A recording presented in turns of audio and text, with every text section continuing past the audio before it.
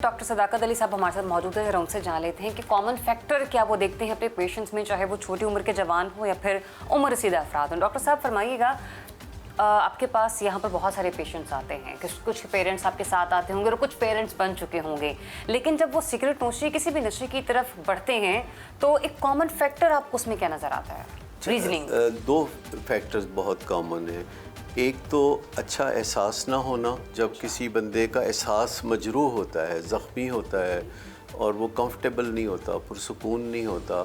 अपने अंदर मुतमिन और खुश नहीं होता, तो ये पहला फैक्टर है जो कि लाजमी मौजूद होना है। जब भी कोई सिगरेट नोशी की तरफ जाता है तो ये पहला फैक्टर है। दूसरा फैक्टर यह है कि उसके इर्द गिर्द कोई सिगरेट नोशी हो रही हो,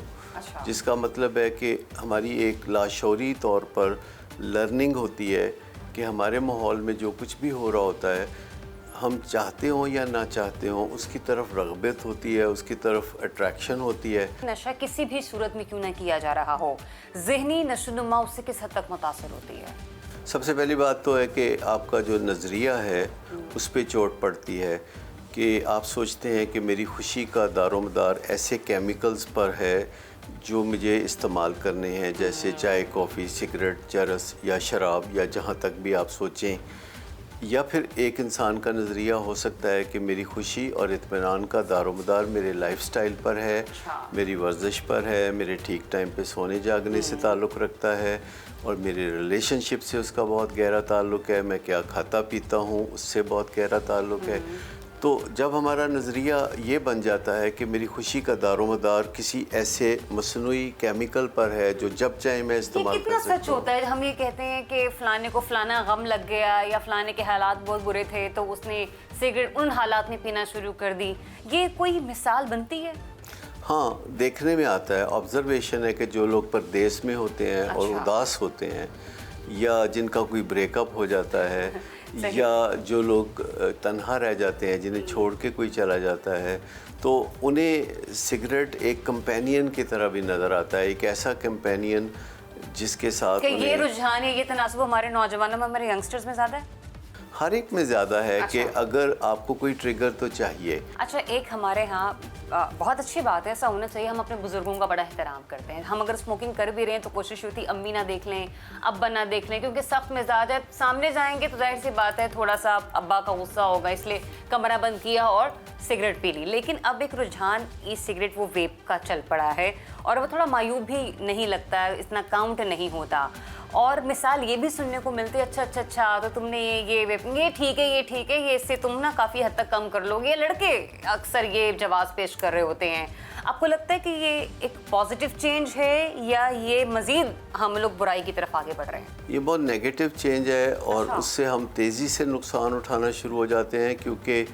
निकोटीन अबंडेंट मिकदार में हम अपने जिस्म में भेज सकते हैं वेप की मदद से। ये हमारे इख्तियार हासिल हो जाता है कि जब हम उसमें टोबैको डालने वाला जो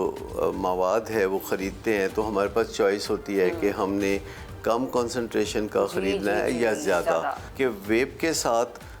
वो जो गंदगी एक सिगरेट के साथ वो बसता है वो भी नहीं होती, उसमें खुशबू डाल दी जाती है, लग रहा होता है और थोड़ा बिल्कुल आपने सही कहा, और उसमें वो जो उसकी राख और आपको जो है इस सारे फैलता वहाँ और बदबू फैलती है, तो वो भी नहीं बल्कि आपसे खुशबू आने लगती है। आप अंदर से गल सड़ जाएं, इससे कोई फ़र्क नहीं पड़ता, लेकिन लोग जब आपके करीब आते हैं तो वो उससे बुरा नहीं महसूस। उतना ही खतरनाक है जितनी उससे कई गुना ज़्यादा, कई गुना ज़्यादा। ये आप समझ लें कि जो काम पहले स्लो पॉइजनिंग से होता है, वेप से वो काम ज़रा तेज़ी से होने लगा। डॉक्टर साहब, चेन स्मोकिंग, आइस का नशा, शीशा पीना,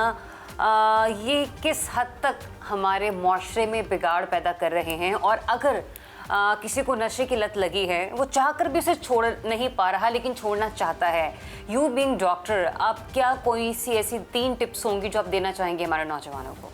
पहली बात तो यह है कि अपने नज़रिए पे गौर करना पड़ेगा। ठीक है कि हमारे नज़रियात में क्या ख़राबी है, क्योंकि हमारे ज़्यादातर नज़रियात ऑब्सोलीट हैं, पुराने हैं, जाहिलाना दौर के हैं, और उनमें से कुछ नज़रियात को हम बहुत मुक़द्दस भी समझते हैं, इसलिए छोड़ने का सवाल ही पैदा नहीं होता। तो हमें अपने नज़रियात को थोड़ा रिविज़िट करने की ज़रूरत है साइंस की रोशनी में। دوسرا ہمیں اپنے موڈ اور مزاج کی حفاظت کے گر سیکھنے کی ضرورت ہے، جیسے جلدی سونا جاگنا، ورزش کرنا، کھانا صحیح رکھنا، تعلقات صحیح رکھنا، اور تیسرا یہ ہے کہ اپنے بیہیویئر پہ نظر رکھنا۔ کئی دہائیوں پر مشتمل اپنے کریئر کے دوران آپ نے سب سے کم عمر بچہ نشے کی حالت میں کون سا پایا؟ 7 سال کا۔ 7 سال کا؟ جی، 7 سال کے بچے بھی سگریٹ اور چرس پیتے ہوئے پائے گئے ہیں۔ چرس بھی پیتے ہوئے؟ جی جی بالکل، زمانہ آگے بڑھ گیا ہے سر یہ لاہور کی ایک جی بالکل، ہمارے پاس ابھی بھی پولیس ہمارے پاس چھوڑ کے گئی ہے ایک ایڈکٹ کو پرسوں، جو کہ بچہ 13 سال کا ہے، اور وہ ہیروئن ایڈکٹ ہے، وہ آئس کرتا ہے، اور اس نے پولیس نے کہا کہ اگرچہ یہ افورڈنگ نہیں ہے تو آپ اس کا علاج کیجئے، اور یہ انہوں نے چونکہ ہمیں حکم دیا تو ہم نے کہا مان لیتے ہیں۔ بالکل، اور یہ میں کہوں گی ایک صلہ رحمی بھی ہے، ڈیفینیٹلی وہ افورڈ نہیں کر پا رہا، اور ایسے میں آپ نے اگر ان کے دل میں درد دل آیا تو ہم نے ان کا ساتھ دینے کا سوچا، تو وہ یعنی ڈی آئی جی صاحب کے براہ راست آرڈرز تھے کہ ان کو آپ ولنگ ویز میں داخل کریں، تو وہ بچہ اس وقت موجود ہے، اور آپ دیکھیں تو بہت ہی چہرے سے سادہ معصوم لگتا ہے، لیکن اس کی جو صحبت ہے لگتا ہے کہ بہت خراب ہوگی، تبھی تو اس نے اتنی چھوٹی عمر میں یہ سب چیزیں جلدی سیکھ لی، اپنا لی۔ اور گھروں میں یہ جو مسائل ہیں، خاص طور پر